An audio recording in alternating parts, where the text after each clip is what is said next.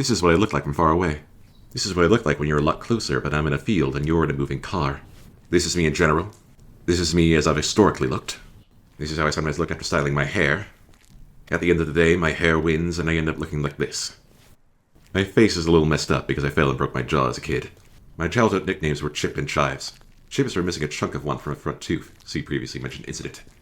Chives never had a good reason behind it, at least as far as I remember. Children are weird. What nicknames did you have as a kid? Please tell the person sitting to your left. Don't worry, the film's on break, you're allowed to talk now.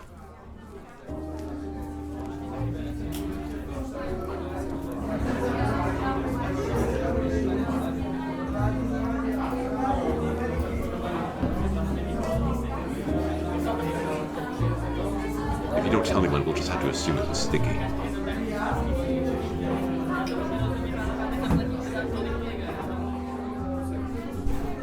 I've been wearing the same winter coat for the last 15 years. I've almost grown into it.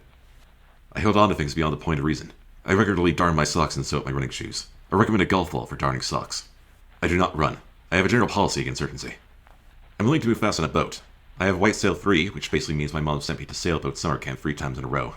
Captain James Cook mapped Halifax Harbor in the mid-1700s. I probably have no relation to the famous explorer, even if my dad says otherwise. My face is a little messed up from acne. Let's all settle down for a moment. I just want you to know that the movie Manos, the Hands of Fate went so wrong that at the debut, the cast snuck out of the theater before it ended, and Jackie Neiman-Jones broke down crying upon hearing her voice in the film. She was actually dubbed. I tell you this because I enjoy dumb movies, stupid trivia, and hate the sound of my own voice. So about my parents. My mother comes from Sydney and my father comes from Yarmouth. I know you're thinking, how could these star-crossed lovers make it work? She from the north, him from the south. It simply can't be possible. But here's how they fell in love. My mother was investigating a murder for a newspaper in Ontario and interviewed my dad. He, being an honorable gentleman, skips town the next day. 2 months later, my mom received a collect call from Florida from some guy she hardly knew. She accepted the charges, and that's how you know it is love.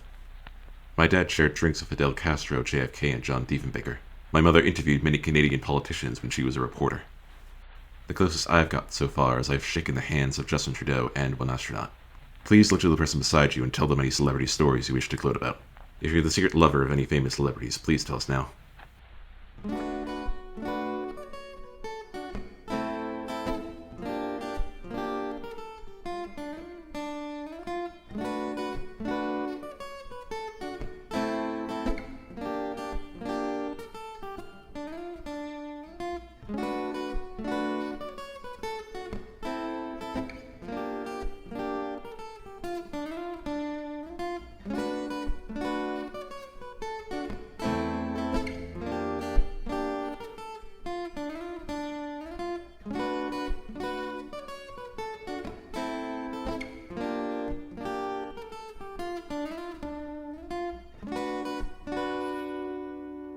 My face is a little less because 3 doctors had to remove a chunk of it.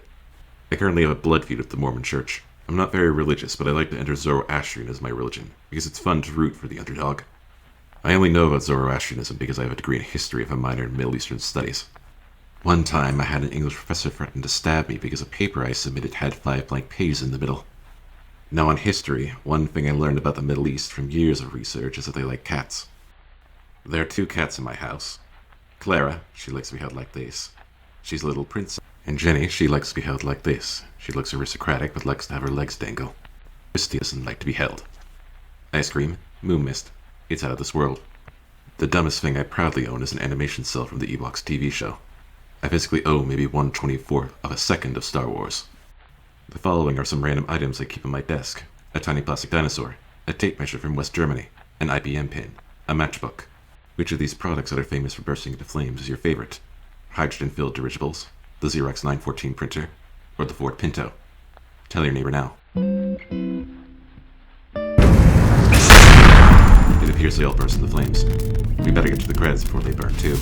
I would like to thank Neil Rogers for narrating this short, Professor Scott McPherson for suggesting this project subject, and finally, I would like to thank Don Hertzfeld, John Olson, and Harold Johnson for being an inspiration to us all.